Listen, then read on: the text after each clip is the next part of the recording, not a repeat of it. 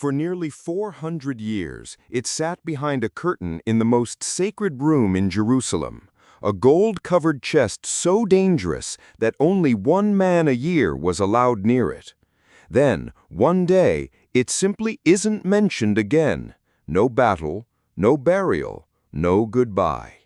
This is what we actually know and don't know about the disappearance of the Ark of the Covenant. According to the book of Exodus, the ark was a wooden chest about 4 feet long and 2 feet wide, acacia wood, gold-plated inside and out. 4 gold rings held 2 gold-covered poles that were never removed, so it could always be carried without being touched. Its lid, the mercy seat, was solid gold, topped by 2 cherubim hammered from a single piece of metal, wings arched toward each other. Inside, Exodus says, sat the 2 stone tablets of the 10 Commandments. The book of Hebrews, written centuries later, adds Aaron's staff and a jar of manna. That's a detail worth flagging as a later addition, not part of the original construction account. The Ark's story is a long one before it ever disappears.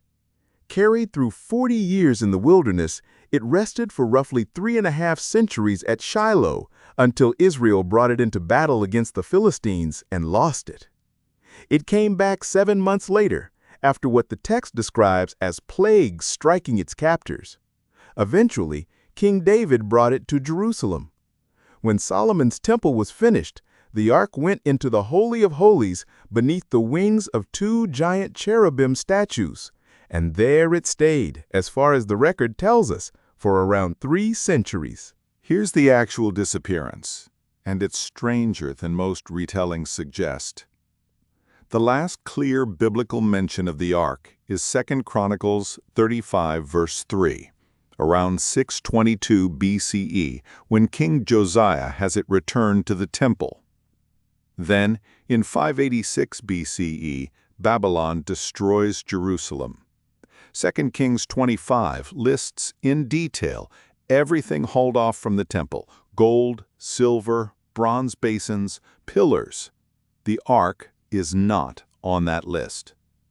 It isn't described as stolen, hidden, or destroyed. It simply stops appearing.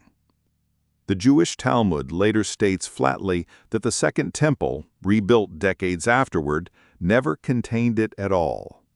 The absence of a record is itself the entire mystery. Because the Bible doesn't say what happened, later tradition filled the gap.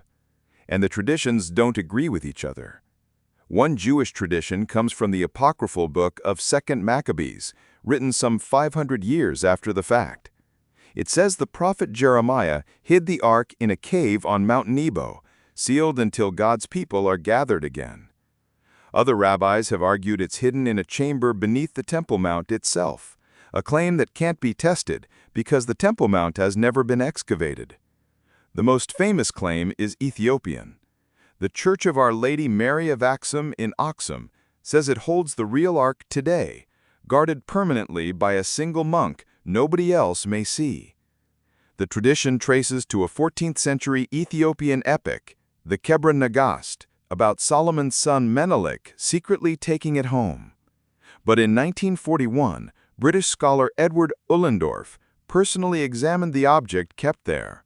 He described it as an empty box built centuries after Solomon. No outsider has been allowed to examine it since. Modern searches keep resurfacing. In 1982, Ron Wyatt claimed to have found it beneath Jerusalem, guarded by angels who forbade photographs. No evidence was ever produced. Israeli authorities confirmed he had no excavation permit. In 2025, a declassified 1980 CIA remote viewing experiment went viral, supposedly locating the ark psychically. Even the CIA's own top remote viewer publicly called it baseless. In 2026, an archaeologist proposed scanning beneath Jerusalem's City of David with muon detectors. Real technology, but a proposal, not a discovery. And ongoing excavations at Shiloh have genuinely located what may be the tabernacle's foundation, a real find, but not the ark itself. Every generation since has wanted an ending to this story. So far, the honest one is the same as it's always been. The last confirmed sighting was in Jerusalem 26 centuries ago, and everything since has been a search for something no one has been able to prove they've found. Faith comes by hearing.